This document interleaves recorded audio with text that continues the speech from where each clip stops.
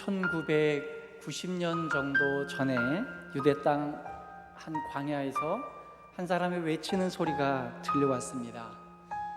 400여 년 만에 들려온 목소리입니다. 하나님의 말씀이 단 한마디도 울리지 않은 지가 400년이 지났습니다. 하나님의 선지자가 단 한 명도 나타나지 않은 지도 400여 년이 지났습니다. 하나님께로부터 위로는커녕 진노조차도 임하지 않은 지가 400년이 지났습니다. 이렇게 하나님께로부터 잊혀진 바 된 것처럼 여겨진 세월이 400여 년이었습니다. 이와 같이 이 공동체는 영적인 어두움 속에 긴 세월들을 보내고 있었습니다. 하나님의 말씀과 하나님의 뜻이 무엇인지 모르는 막막함 가운데서 그들은 밤을 보내고 있었습니다. 밤이 너무 지속되자 희망마저 사라져가는 것 같이 느껴졌습니다. 오히려 모든 것들은 다 잠들어 버린 것처럼 느껴집니다. 차라리 밤이라도 잠들었으면 새벽이 올 텐데 유일하게 잠들지 않은 것이 밤이었던 것 같습니다. 밤은 언제든지 깨어서 그 밤을 지속시키고 있었습니다. 그렇게 영적인 분별력을 모두 상실했던 그 시간, 다시는 올지 않을 것 같은 그 새벽을 기다리고 있던 그 절망의 공동체에게 침묵을 깨고 한마디의 외침이 들려왔습니다. 회개하라, 천국이 가까이 왔느니라. 그 말씀이 바로 그들이 그렇게 오랫도록 기다렸던 하나님께서 말씀하신 공식적인 첫 메시지였습니다. 새벽을 깨우는 메시지였습니다. 굉장히 짧고 간결한 말씀이었습니다. 긴 설명도 없습니다. 지식적인 유희도 없습니다. 또 많은 변증도 없습니다. 풍부한 해석도 없습니다. 그저 회개하라, 천국이 가까이 왔느니라. 이 짧은 한마디가 새벽을 깨우는 소리로 울려 퍼졌습니다. 왜 회개였을까요? 400여 년 동안 하나님의 말씀을 그리워하던 그 공동체에게 수많은 주제 중에 왜 하필이면 회개였냐는 겁니다. 우리가 통상적으로 회개하면 떠오르는 이미지가 있습니다. 그것은 무엇인가 하면 내 죄가 정죄당하고 또 그것들을 고백하고 자백하고 눈물을 흘리고 후회하고 슬퍼하고 탄식하고 절망하고 그리고 다시 그렇게 살지 않겠노라고 반성하는 그러한 메커니즘을 가는 것, 그러한 과정을 겪는 게 회개입니다. 과연 그것을 원하셨을까? 그것이 회개의 많은 부분을 포함하고 있는 건 사실이지만 오늘 혹시 하나님께서 400년 만에 외치신 이 메시지 회개 속에 우리가 놓치고 있는 주님의 마음은 있는 것은 아닐까? 세례 요한이 첫 번에 했던 설교를 저는 같이 여러분들하고 묵상해 볼까 합니다. 저는 회개를 통해서 몇 가지의 우리가 고민해야 될 주제가 있다고 생각합니다. 첫 번째는 뭐냐? 회개는 외쳐야 될 사명인가 아니면 듣고 순종해야 될 말씀인가, 이런 주제입니다. 이게 무슨 얘기냐? 회개하라, 이 말은 남에게 가서 그렇게 외쳐라 라고 주신 말씀이냐, 아니면 그것은 나들으라고 하신 말씀이냐, 이것을 먼저 고민해 보자는 거예요. 이 답은 너무 명백하게 본문에 나와 있습니다. 만약에 이 회개하라를 누군가에게 해야 된다는 말씀이었다면 성경은 이렇게 써져 있어야 됩니다.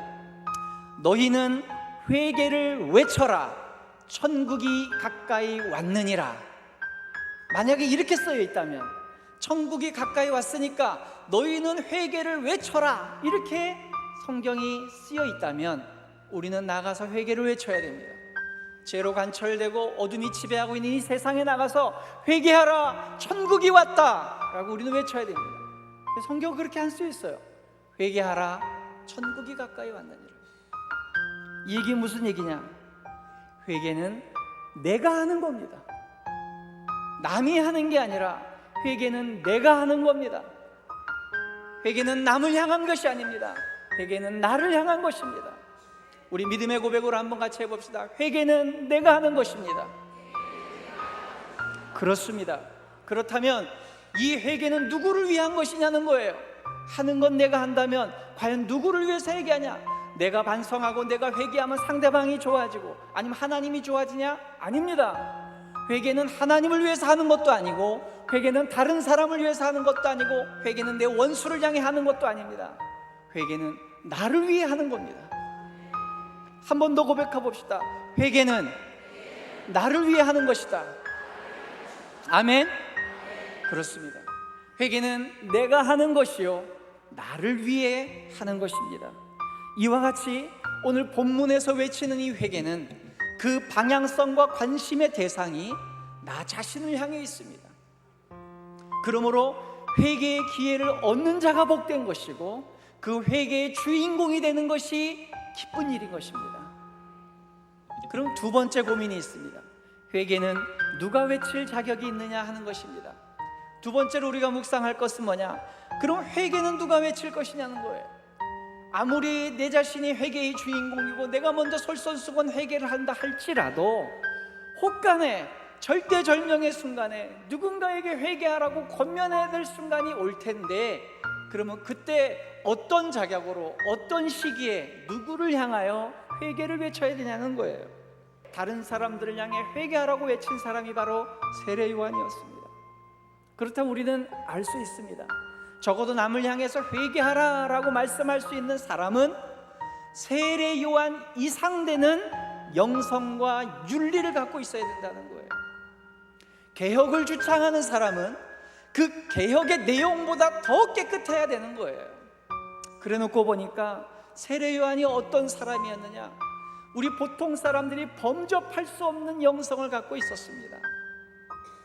제가 개인적으로 제일 좋아하고 제 인생의 멘토이자 정말 닮고 싶은 모델이 저는 세례 요한입니다. 아마 여러분들에게 자주자주 설명드릴 기회가 있을 줄 압니다. 세례 요한은 어떤 사람이었습니까? 최소한의 생계 유지 외에는 음식에 탐을 낸 적이 없습니다. 아니, 탐낸 게 아니라 일상적으로 먹은 음식도 없습니다. 그가 먹은 것은 오직 메뚜기와 석청이었습니다. 메뚜기 잡아먹고 바위 틈에서 나는 이슬과 꿀을 먹는 게 그의 인생의 전부였습니다. 식생활에 날거 잡아먹었습니다. 여러분, 메뚜기 날거 잡아먹었어요. 그리고 바위 틈에 있는 그 수분을 통해서 그는 그렇게 살아왔습니다. 얼마나 검소합니까? 게다가 남들에게 멋진 옷을 뽐내기 위해서 아름다운 패션쇼 한번 해본 적이 없습니다. 옷이냐고는 어떻게 죽어있는 낙타 털옷을 하나 얻어가지고 그것을 간신히 가릴 때만 가리고 다녔던 사람이 세례 요한입니다. 뭔요? 예의요? 아니에요. 최소한의 자기 몸을 보호할 수 있는 것만 지키고 살았던 사람입니다. 이분은 세상에 권력과 자리에 욕심이 없었습니다. 그런 기회조차 갖지 않았습니다. 더더군다나 이 당시는 제사장이라고 하는 직분이 굉장히 귀한 직분이었습니다. 왜냐하면 순혈 계통으로 사도계 후예로 이 레위 지파 중에 제사장이 된 순혈 계통의 제사장이 거의 없었습니다. 그리고 당시의 제사장 제도는 종교 지도자일 뿐만 아니라 사회적으로 정치 지도자였습니다. 그렇기 때문에 그 당시에는 제사장직을 돈을 주고 사기도 했습니다. 그러던 시대에 이 세례 요한은 순혈주의 이 제사장 가문에서 태어난 아주 귀한 기득권을 갖고 있던 사람이었습니다. 그는 그냥 아버지의 업을 이어서 제사장이 되었으면 모든 백성들에게 존귀함 받는 상석에 앉는 그런 기득권을 갖고 있던 사람이었어. 근데 자기가 누릴 수 있는 그 모든 기득권도 다 내려놓았습니다. 자기의 소유로 어떤 소유를 하나도 가진 게 없었던 사람입니다. 이렇게 청빈하게 수도자적으로 살았던 사람이 세례 요한입니다. 그렇기 때문에 그렇게 청빈하고 맑게 살았던 그분이 회개하라 나의 백성들이여 천국이 가까이 왔다 라고 외칠 때에 수많은 백성들이 그 앞에 나와서 무릎을 꿇고 하나님의 인자하심과 긍휼하심을 기대합니다 하고 그분 앞에 세례를 받을 수 있었던 겁니다. 그러므로 남에게 회개를 외칠 수 있을 때에는 내가 먼저 정결하게 되고 내가 세례 요한 이상의 영성을 갖고 있을 때 우리는 외칠 수 있다는 것이죠. 나아가서 회개는 아무 때나 회개하는 게 아닙니다. 용서의 주체이신 하나님이 용서를 선언했을 때에 우리는 비로소 회개할 기회를 얻게 되는 것입니다. 우리끼리 너 회개하라, 너 내가 용서했다 되는 게 아니에요. 하나님이 선언하시고 하나님이 요청한 대상에게 그 일을 해야 되는 거예요.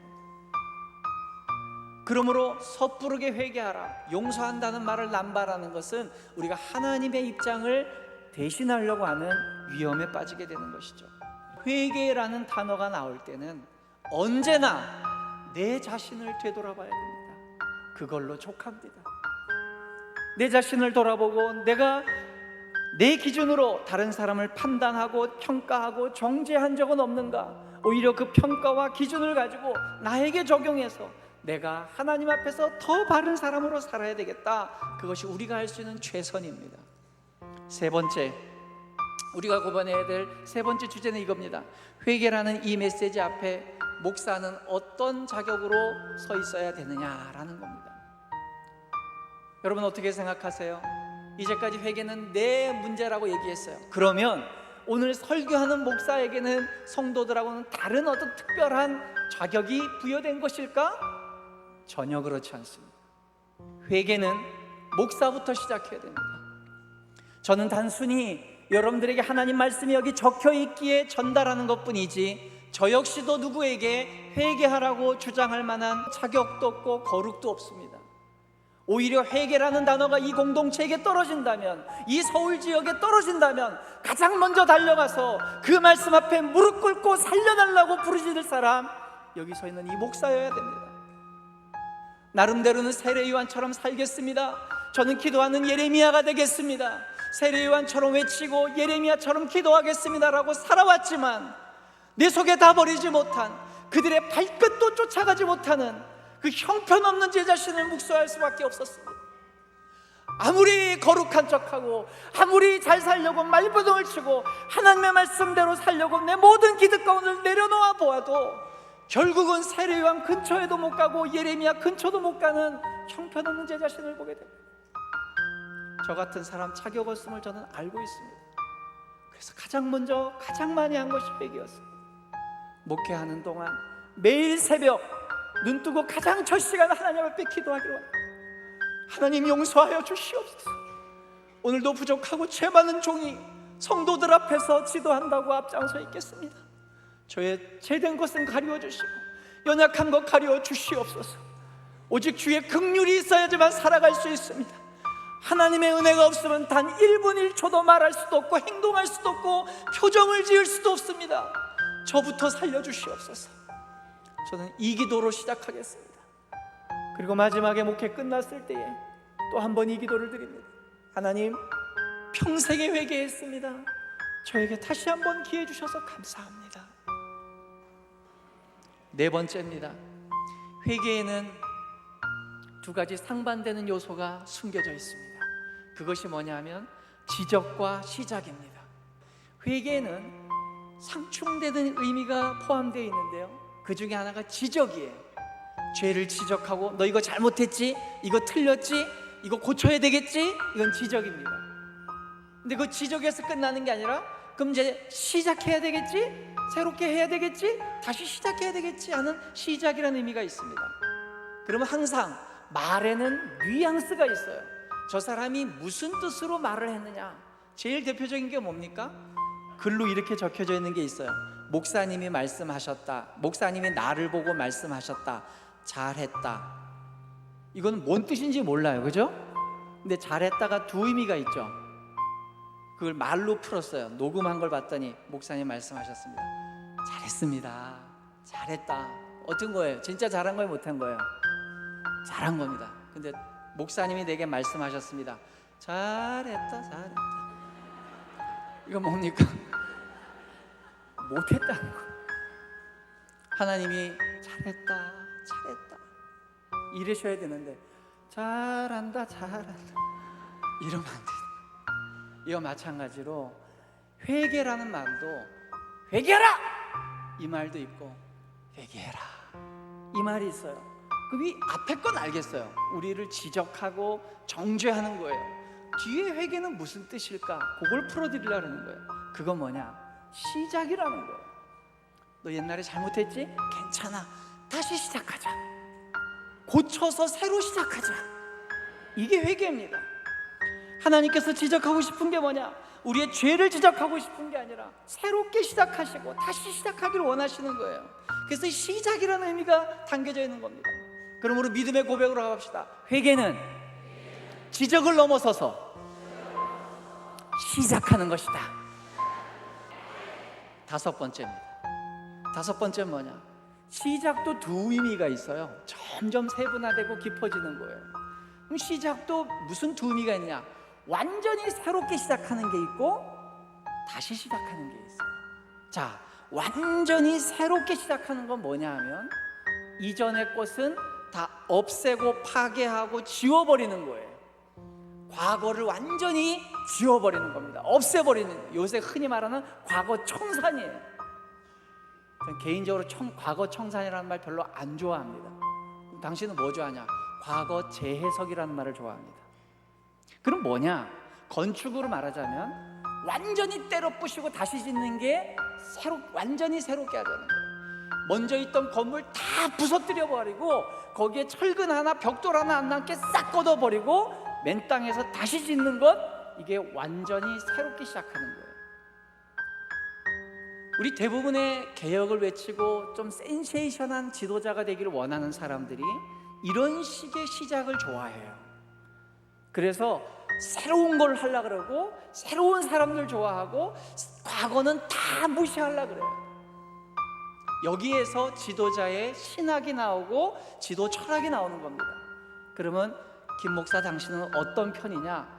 저는 이거 싫어합니다.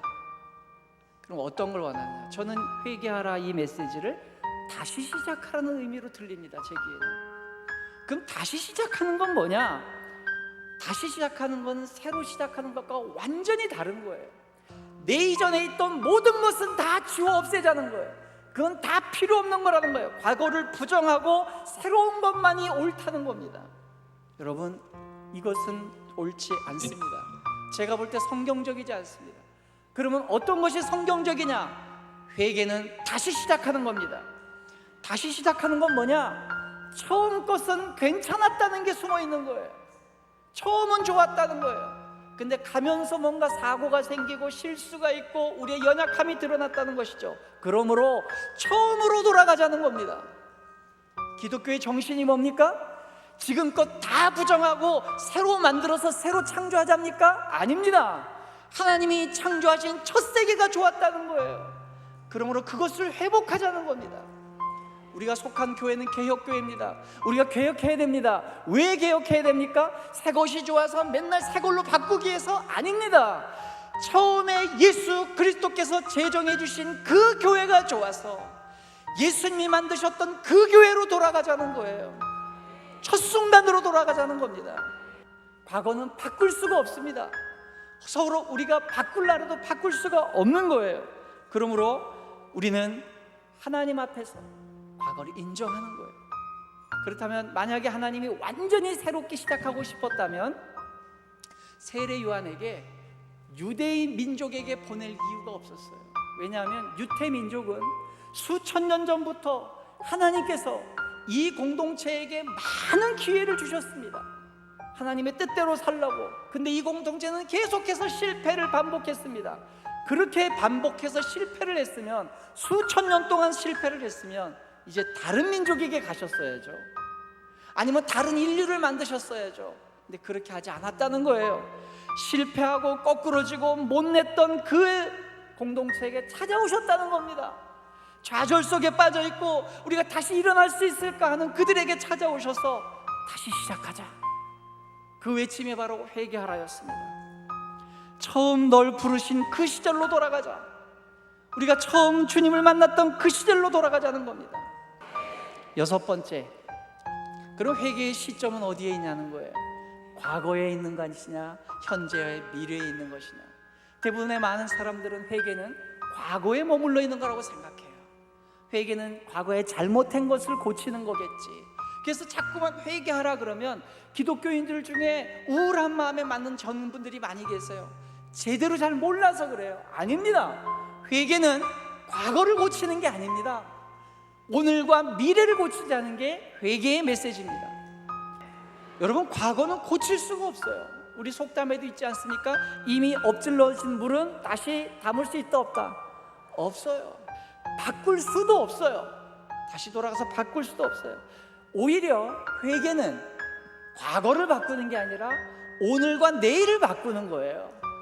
뭐냐면 과거처럼 생각하던 생각 방식, 행동 양식, 내 마음가짐, 이걸로 하면 또 실패하니까 우리가 과거에 이렇게 생각하고 이렇게 행동하고 이렇게 태도를 가져서 실패했으니까 이제 그거 그만두고 새로운 생각하는 방법, 새로운 생활 방법, 새롭게 하나님께 다가가는 방법을 가지고 다시 시작하자는 거예요. 그게 회개입니다. 그러므로 회개는 과거를 고치는 게 아니라 현재와 미래를 고치는 겁니다. 마치 세례 요한의 입을 통해 말씀하신 것처럼 이제 천국이 왔다, 새로운 나라가 왔다, 다시 시작하자. 내가 너의 과거에 잘못된 것 나도 정죄하지 않겠다, 나도 캐묻지 않겠다. 그러니 지금부터는 죄 짓지 마라. 과거에는 잘못 판단할 수 있고, 과거에는 오해할 수 있고, 과거에는 실수할 수 있을지 모르지만 예수 그리스도의 시대가 시작된 지금부터 이제는 죄 짓지 마라. 이제는 새로 시작하되 다시 시작하자. 이것이 하나님의 말씀입니다. 예수님은 그래서 비유로 말씀하셨어요. 그래서 저도 오늘 비유로 말씀드립니다. 비유입니다. 제가 만들어낸 얘기입니다. 어떤 남자와 여자가 있었습니다. 이 둘이서 오랫동안 사귀었습니다. 서로 사랑해요. 너무 사랑하는데 시간이 오래되다 보니까 사랑도 식고 감정도 사그러들고 때로는 오해가 생겨서 다투기도 하고 너무 서로 미워 보일 때도 있어요. 그러다가 남자가 곰곰이 생각해 봤습니다. 아무리 생각해도 저 여자하고 살아야 되겠고 저만한 여자가 없을 것 같아요. 그래서 이 여자에게 가서 이 남자가 프로포즈를 합니다. 이렇게 얘기합니다. 나랑 결혼하자. 이제 우리 결혼해서 출발하자. 다시 시작하자. 이런 얘기를 했어요. 그럼 여기 시작하자는 말이 두 뉘앙스가 있단 말이에요. 이때 1번 남자와 2번 남자 중에 어떤 사람이 결혼할 수 있는지 잘 평가해 보세요. 1번 남자는 이렇게 얘기합니다. 잘 들어보세요. 야, 나랑 결혼하자. 이제 우리 완전히 새로 시작하는 거야. 그러니까 너 그동안 나 말고 만난 남자 누구인지 다 솔직하게 얘기해. 지금 다 털어놓으면 내가 다 용서해 줄게. 그리고 너 나 말고 딴 사람한테 받았던 선물, 또 그 사람한테 받았던 뭐 정표 다 갖고 와서 여기서 불태워. 그리고 나한테 숨기는 거 있었던 내가 모르는 모든 사건들 다 이실직고해. 그러면 내가 그동안의 모든 얘기들을 네가 낱낱이 숨김없이 솔직하게 나한테 얘기 다 하면 내가 그걸 다 용서해주고 너와 결혼할게. 물어보겠습니다. 이 남자 결혼할 수 있을까요? 못할까요? 어떻게 그렇게 잘하세요? 200% 실패합니다. 반대로 이 다시 시작하자 이 말을 하는 분이 이런 남자가 있다고 생각해 보세요. 얘야, 사랑하는 아무개, 나와 결혼해줘. 우리 다시 시작하자. 그동안 오랜 시간 지나다 보니까 내가 너한테 사랑을 잘 표현 못한 것 같아. 과거에 있었던 모든 실수와 또 우리의 서로의 상처 우리 다 그대로 묻어두자. 우리 과거로 돌아갈 수 없잖아. 과거는 바꿀 수가 없잖아. 우리 과거에 했던 내 모든 실수, 너의 모든 실수 내가 묻지도 따지지도 않을게. 그러니까 이제 우리 다시 시작하자. 과거처럼 말하고 과거처럼 오해하고 과거처럼 서로 의심하지 말자. 이제부터는 우리 다시 시작하는 거야. 나 처음 너 만날 때 그 가슴 설레이던 그 심장 다시 뛰는 것 같아. 너의 얼굴을 다시 보니까 너 처음 만났을 때 그 감격 막 설레이고 밤잠을 못 자면서 너 보고 싶던 그 마음 다시 내 마음속에 올라오는 것 같아. 나 그렇게 다시 시작할래. 이 남자 결혼 가능할까요? 불가능할까요? 바로 날 잡습니다. 여자가 눈물 철철 흘리면서 그래 오빠 막 이러면서 아마 했을 거예요. 또 여쭤봅니다. 여러분 딸들이 계시면 어느 쪽에다가 1번, 2번 중에 누구에게 주실 거예요? 그럼 묻지도 따지도. 1번 같은 놈은 아예 오지도 못하게 할 것 같아. 2번입니다. 사랑하는 성도 여러분, 하나님께서 400년 동안 한마디도 안 하셨어요. 자기 사랑하는 백성에게. 그리고 1000마디를 400년 만에 외치셨습니다. 회개하라. 이 말을 잘못 알아들으신 적 없습니까? 아니 어떻게 400년 동안 말 한마디 안 하다가 처음 꺼낸 말이 왜 회개하라야? 여러분, 하나님의 마음을 우리가 곡해했을지 모릅니다. 이 회개하라는 마음은 하나님의 사랑의 표현이었어요. 다시 시작하는 거였어요. 회개는 회복의 다른 언어입니다. 과거에 대한 고마움이 없으면 미래에 대한 감사가 없습니다. 과거에 대한 고마움이 없으면 현재의 감격도 없습니다. 그러므로 하나님께서 이루시는 초청하신 이 회개의 자리에 나아가는 자는 하나님께서 일으키시는 회복의 장에서 다시 시작하는 그 감격 속에 처음 그 사랑을 가지고 하나님이 이루시는 온전한 공동체 안에서 재창조되시는 여러분들 되길 주님의 이름으로 축원합니다.